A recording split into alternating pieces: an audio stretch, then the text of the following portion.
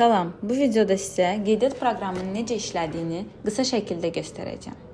İlk olaraq sizə təqdim olunan linkə daxil olursunuz və sizə verilmiş parol vasitəsilə sistemə giriş edirsiniz. Sistemə daxil olduqdan sonra gündəlik, həftəlik qeydiyyatlarımızı rahat şəkildə apara bilərik.